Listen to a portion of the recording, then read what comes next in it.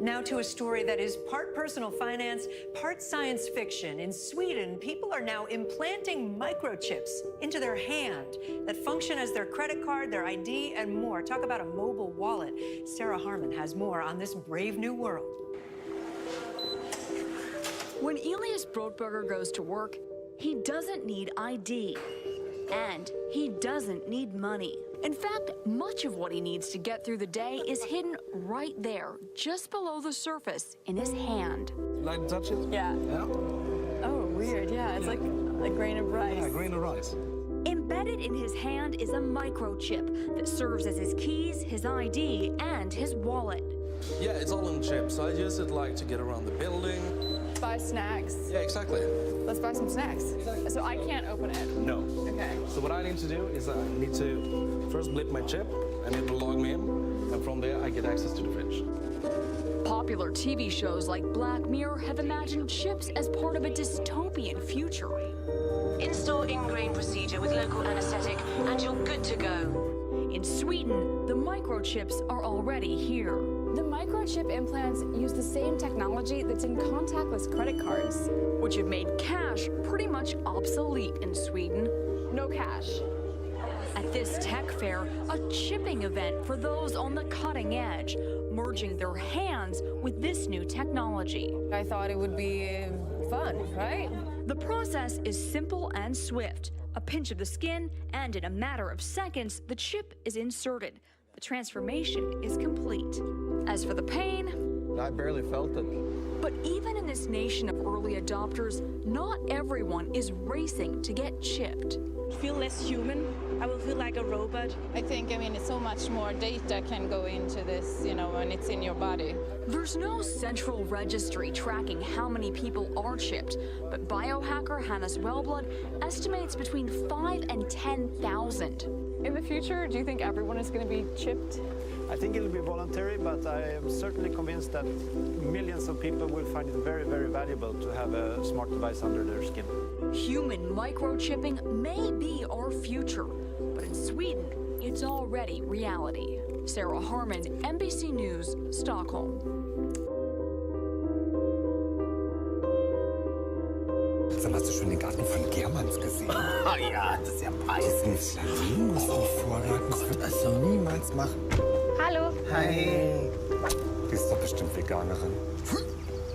Sag mal, die hat doch was machen lassen. Stimmt. Die einzige Baufinanzierung, die unter die Haut geht.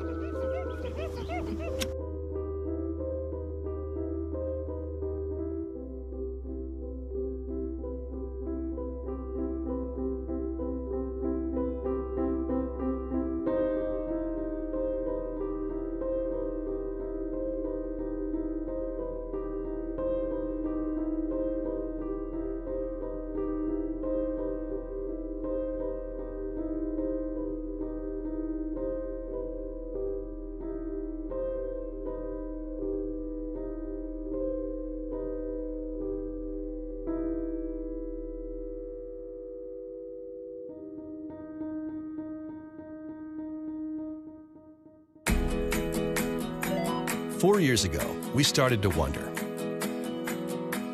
what would shopping look like if you could walk into a store, grab what you want, and just go? What if we could weave the most advanced machine learning, computer vision, and AI into the very fabric of a store so you never have to wait in line? No lines, no checkouts, no registers. Welcome to Amazon Go. Use the Amazon Go app to enter. Then put away your phone and start shopping. It's really that simple. Take whatever you like. Anything you pick up is automatically added to your virtual cart. If you change your mind about that cupcake, just put it back. Our technology will update your virtual cart automatically. So, how does it work? We used computer vision, deep learning algorithms, and sensor fusion, much like you'd find in self-driving cars. We call it Just Walk Out technology. Once you've got everything you want, you can just go. When you leave, our Just Walk Out technology adds up your virtual cart and charges your Amazon account. Your receipt is sent straight to the app, and you can keep going. Amazon Go. No lines, no checkout. No, seriously.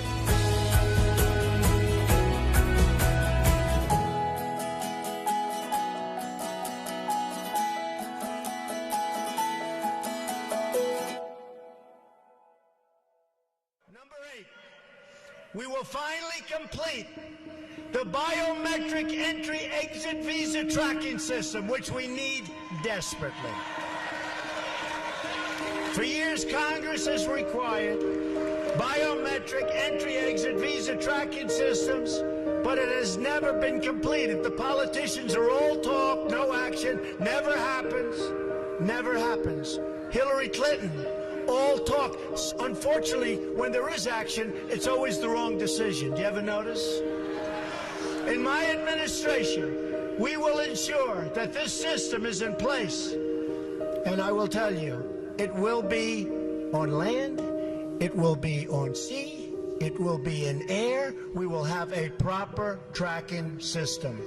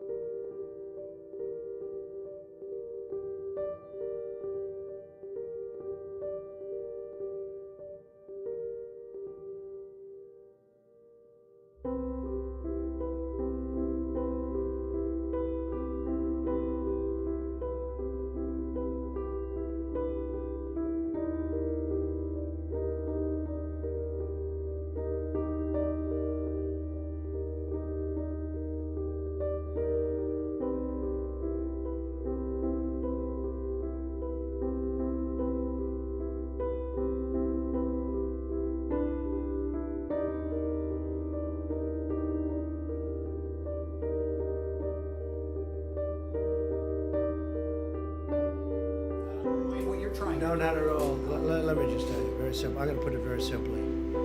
The President of the United States has the authority to do what the President has the authority to do, which is very powerful. The President of the United States calls the shots. If we weren't here for the states, you would have had a problem in this country like you've never seen before. We were here to back them up, and we've more than backed them up. We did a job that nobody ever thought was possible. It's a decision for the President of the United States. Now, with that being said, we're going to work with the states because it's very important. You have local governments. They're pinpointed. It's really, you talk about, it's like a microchip. They're pinpointed. We have local government that hopefully will do a good job.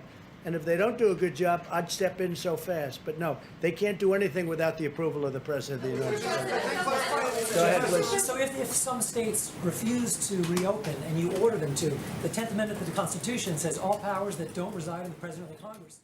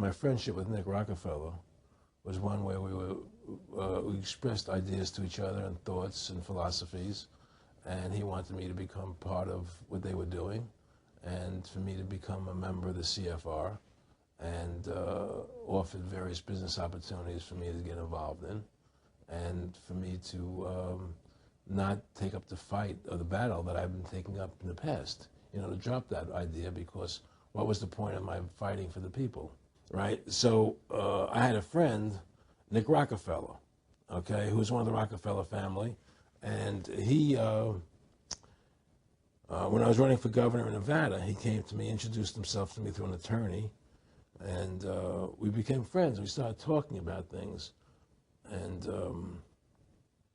I learned an awful lot from Mr. Rockefeller.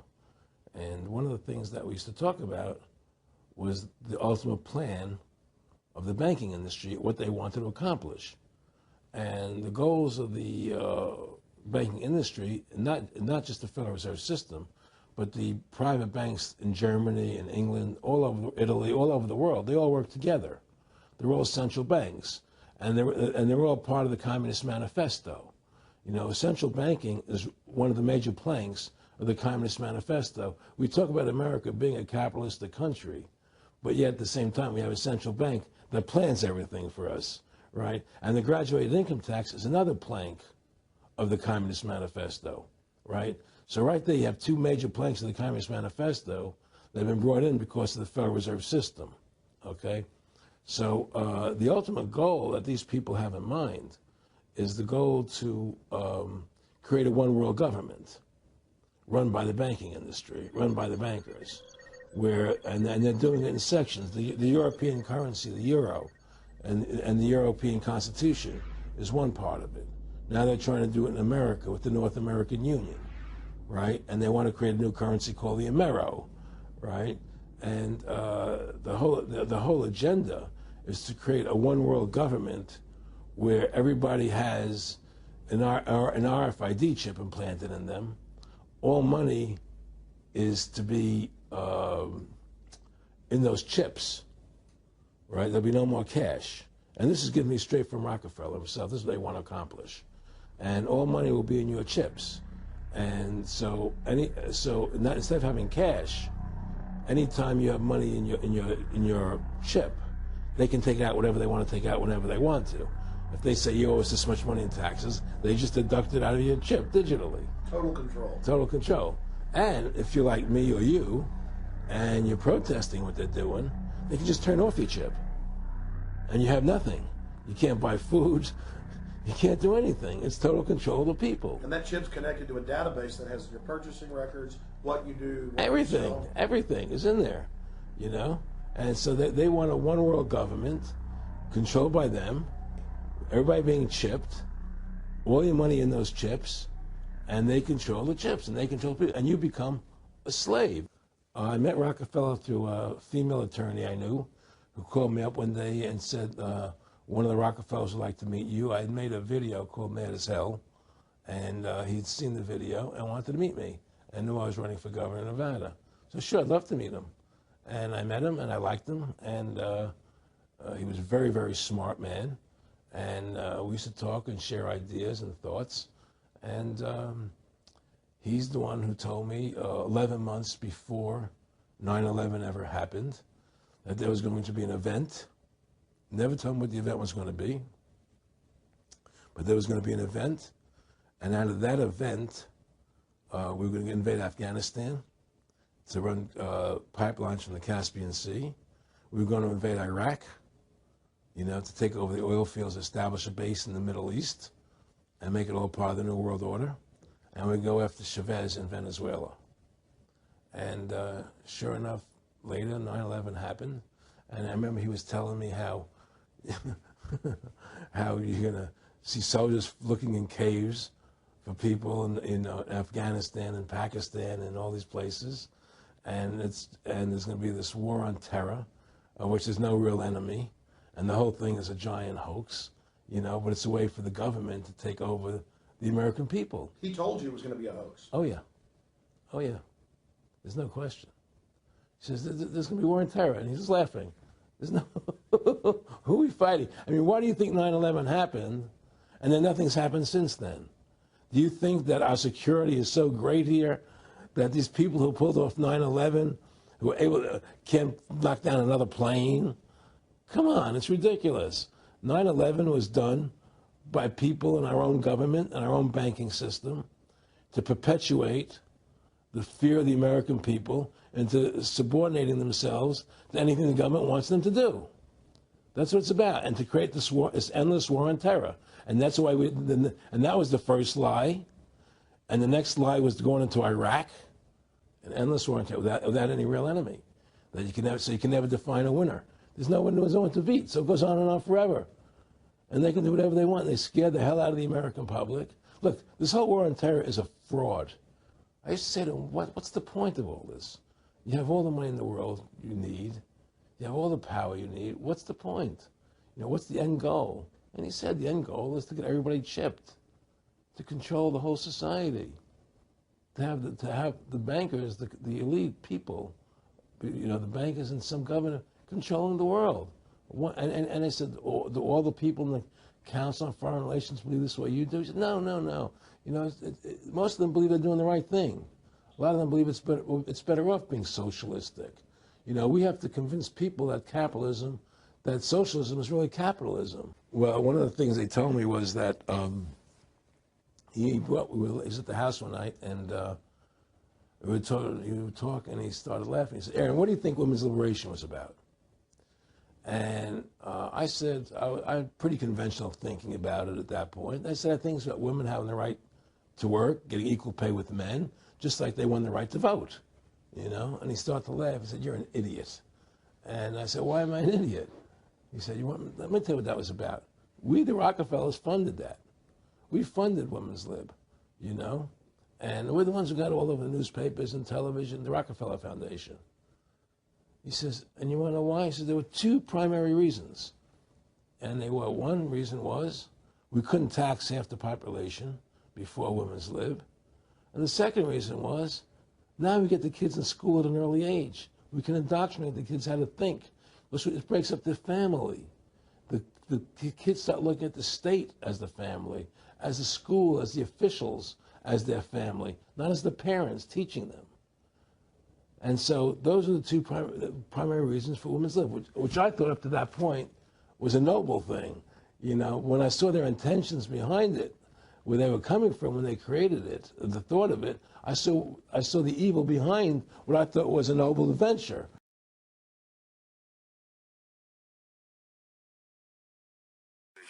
My responsibility was project leader or the senior project engineer.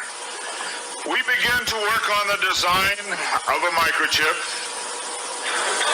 that, when it was completed, was 0.75 millimeters in diameter, 7 millimeters long. It was the size of 1/4 of a grain of rice. Again, I want to say that I was not a Christian and there were no Christians there. They said they wanted this to have a power source and be able to emit a signal. And they told us they wanted us to use lithium as a battery source. Lithium's used in watch batteries, it's used in heart pacemaker batteries, it's used in a lot of places. I designed into this microchip a little charging circuit that would charge that battery. This sounds like a lot of technical things coming together, but if you'll bear with me 1 minute, you'll see what God has laid out about this microchip. When we discovered that we needed to be able to charge that battery, I needed a temperature change, a change in temperature to cause current to flow through that little charging circuit that would charge the battery. So we began to investigate and find out where in the body does the temperature change the most rapidly. We spent over $1 million in taxpayer money, and when the results came back, there was a lot of information. We divided it up amongst 3 teams, and then came back together with that information. It was determined that there were 2 places in the body that were ideal for the microchip. One was just below the hairline on the forehead. Every mother checks their child's temperature right here. So we could have paid the mothers $1 million and saved I never saw a mother check their child's temperature on their ankle. Always right here. The other place was the hand, the right hand preferred, because most people are right-handed. This didn't bother me, and it didn't bother anybody else on the team. The hand seemed a good place. Nobody wanted it here. And so the design work, everything was completed. The microchip was done. You are seeing it now on some of the Discovery Channel presentations. There are people who have received it already. It is real. It's not something that's coming way down the road. They gave me a Bible. They told me not to read the book of Revelation. They said the book of Revelation is too hard to understand. So I waited, and I didn't read the book of Revelation for quite some time. Then one day I came to Revelation 13, verse 16. And he caused us all, both small and great, rich and poor, free and bond, to receive a mark in their right hand or in their forehead. I didn't like what I saw. I went back and looked up the word mark. I went to the Strong's Concordance, and I found that John had used 3 words for the word mark. Charagma, Charicator, and Charax. That was from the Greek. I looked at those words. They talked about a scratch or an etching. They talked about a lot of things. And I said, God, this isn't it. We didn't do it. He said, go to the word for 666. The word is chixestigma. In the Greek, it says to go to 4742 as a cross. The last half of the word chixestigma. And when I looked at what it says stizo, i.e. to stick, to prick, a mark incised or punched into for recognition of ownership. I thought about the little injection tool. The end of it is called an incisor. I began to weep and I began to cry, and I said, oh God, what have we done? I couldn't believe that this lined up with what we had developed. And I began to run from God. I didn't run away from the church, I ran into the church. I tried to do as many things as I could to atone for this. But I want to tell you something, as God is my witness here tonight, this got in the way. Money got in the way. I had beautiful homes overlooking the lake. I had all the things that I wanted. And I ran because of the money. My ability to go and get $250,000 in research money took me away from telling the message. I ran for many years. What I want to tell you is that this is real. The microchip implant is real. Credit cards are failing. They can be counterfeited. The new smart card can be counterfeited. They can be stolen. They can be lost. All kinds of things can happen to a card. But you cannot lose your hand. Very quickly, they're going to move to this being in the hand. And I tell you, as a Christian, you cannot take this. No matter what anybody says, God's word says you cannot take it. No matter what they try to talk you into, God's word says don't take it. In Revelation 14, verse 9, and the third angel followed them, saying with a loud voice, if any man worship the beast in his image, and receive his mark in his forehead or in his hand, the same shall drink of the wine of the wrath of God, which is poured out without mixture into the cup of his indignation, and he shall be tormented with fire and brimstone in the presence of the holy angels and in the presence of the Lamb. And the smoke of their torment ascendeth up forever and ever, and they have no rest day nor night, who worship the beast in his image, and whosoever receiveth the mark of his name. Here is the patience of the saints. Here are they that keep the commandments of God and the faith of Jesus. It's very simple. God's word says do not take it. Today there have been over 15,000 babies that have been given the positive identification, the microchip. Many companies are using the microchip as identification in their top-level employees. The Immigration Naturalization Service has a better passport, the human hand. So many of these things are all around us. We talk about the signs of the New World Order. God has spelled out in His Word just exactly what's going on today in the New World Order. Satan desires to have a one-world government. From the time he fell, he said, I want a one-world government. He wants to replace God. And so we see a government put together by men, a one-world government. The signs of the times are all around us.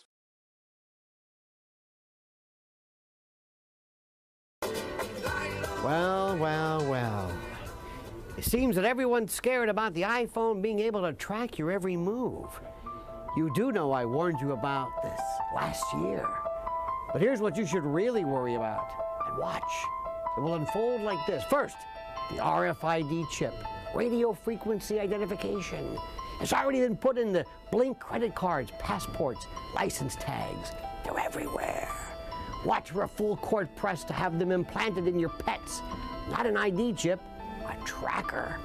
They're beta tested, but you'll start to see more of them at your vet's offices. OnStar for your pooch. You could track your little doggy. Peace of mind. Next, if it's good enough for your dog, it's good enough for your child. A tiny little RFID chip the size of a grain of rice, completely safe, easy to remove. Your child is now kidnap-proof, and the placement of the chip will be varied so, God forbid, some sicko doesn't look at one particular place to forcibly remove it. OnStar for your child. No more Amber Alerts, no more kidnapping, no more parents' worst nightmare. After all, if it's good enough for your pet, it's good enough for your child. Then, the elderly. Forget that I've fallen and can't get up business. Oh, no, this RFID chip will have all of Grandma's medical information and data on it. And if they have dementia and wander off, you'll be able to track them. After all, if it's good enough for your dog. Then once it's deemed cool, teens will insist on their own chip. They're already tattooing barcodes. It's cool. It's their own number. And this will be your own chip, all of your information, always stressing the medical information bit. What information? She's 20 years old. Shh, it's for her own good. And you can track them. And you know that kids won't wear watches anymore. They've got cell phones with the time on it. In your cool chip, no need for driver's licenses, credit cards, debit cards, keyless entry, ID. No, the RFID chip will have it all there, all of it. Goodbye wallets. After all, what's a wallet for? ID, cards, not anymore. Oh, and money will be completely cashless. Blink terminals will read your chip. Think Easy Pass or MetroCard. No cash, no drug trafficking, no terrorism. Make any connection you want. No one's listening anyway. Then you'll beg for one. Everything's on the chip. Everyone's on the grid. The grid is a 24/7 real-time tracking of you. Everyone will have this cool chip. Everyone's on the grid. And if you're convicted of breaking some law, they don't send you to prison. They turn off your chip. Poof. You don't exist. No money, no identity, no existence. And you're worried about an iPhone being tracked? You ain't seen nothing yet.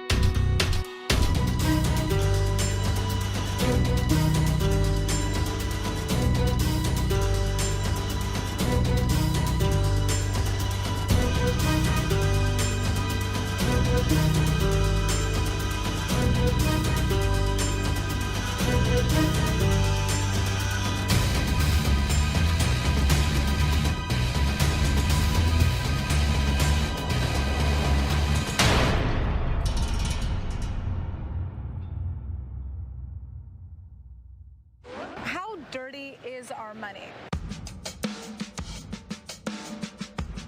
The onset of the coronavirus pandemic is forcing institutions around the world to rethink about one particularly germy surface: cold, hard cash.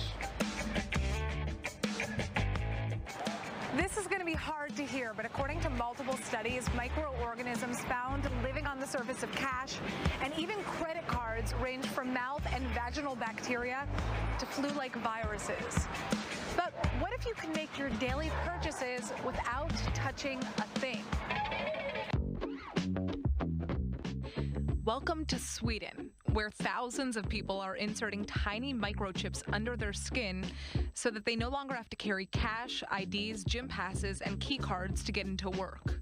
I have 2 microchip implants, one on the right and one on the left. I got the micro implants because I wanted to be part of the future. I don't need keys, so I'm able to actually open the doors with my hands.